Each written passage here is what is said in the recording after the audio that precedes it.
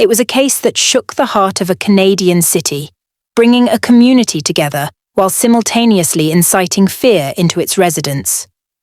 The death of a young girl at the hands of a heinous monster, the grief of a family spread to the public, and citizens left, wondering just how safe their children truly are. All this and more as we explore the anatomy of murder. May 12, 2003. 10-year-old Holly Jones volunteered to walk her friend Claudia home after an after-school playdate. Holly, normally a shy girl, was growing in independence in her approaching adolescence and was eager to show her maturity. Claudia only lived a short distance from Holly, so they walked along Sterling Street, the same route Holly walked to school. Upon seeing Claudia off, Holly walked back towards her house down Perth Avenue.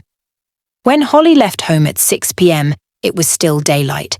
But as the darkness grew, her parents, Maria Jones and George Stonehouse, began to worry. They promptly reported her missing, and an Amber Alert was issued the following morning in addition to a plea from Holly's parents for information about their daughter's whereabouts and for her safe return. However, it was too late.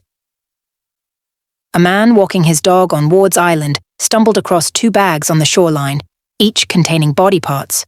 Police identified the remains as Holly Jones. Holly Maria Jones was born on September 14, 1992, into a loving home.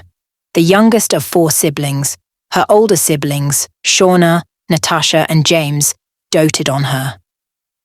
Holly was a vivacious, gentle, and energetic little girl with a big imagination and even bigger dreams. With a love of music, she longed to become a famous singer one day. Holly thrived at school. She was well-liked, a good student and an athlete, playing basketball and running cross-country. But above all, she had a special relationship with her mother. She searched the waterfront where the remains were found for evidence, asking the public if anyone knew anything about Holly's disappearance and murder. A tip line was flooded with thousands of possible leads with little success. Police appealed for help in identifying 2 men.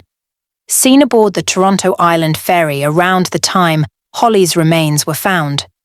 One of the men came forward and was cleared as a suspect. The other, not identified. On May 20th, Holly is laid to rest at St. Vincent de Paul Roman Catholic Church, with hundreds of mourners with even police and politicians coming out to support the Jones family. Holly's neighborhood was on high alert after her death, with more reports of attempted abductions. People lived in fear for their children's lives, and schools enforced stronger security measures. Law enforcement continued to search for evidence going through the city's garbage and beginning a controversial program for voluntary DNA collection from men within the area. Only a few men refused to take part in the program.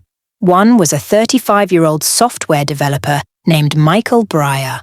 Michael had no criminal record, and authorities obtained his DNA after he discarded a soda can in a public trash bin.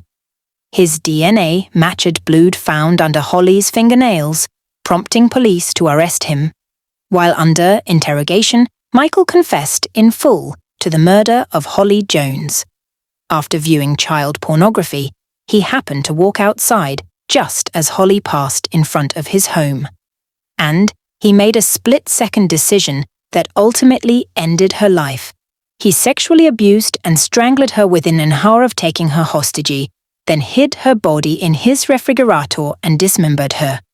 Over the course of 3 days, he disposed of her body by dumping the bags in the harbour, then disposing of the rest on garbage day. Michael Breyer was charged with first-degree murder and was held without bail in protective custody. Holly's family, while devastated, were relieved that her killer had been caught. In the ensuing months, Michael waived his rights to a preliminary hearing. He chose to plead guilty on June 17, 2014, to spare the Jones family from a painful trial. He was sentenced to life in prison and will not be eligible for parole until 2028. Michael attributed his actions to child pornography and stated that had Holly not been in the wrong place at the wrong time, she would still be alive today. Since the trial, 2 memorials have been created in Holly's honour at 2 parks in the neighbourhood where she lived. Holly's mother has maintained her own garden in Holly's memory at her home. Nothing will ever bring back her youngest daughter, but she and her husbands stride for change by proposing Holly's Law. The proposal seeks to provide education and tools to children that help them identify and deal with sexual abuse in hopes of ending it once and for all. Thank you for watching.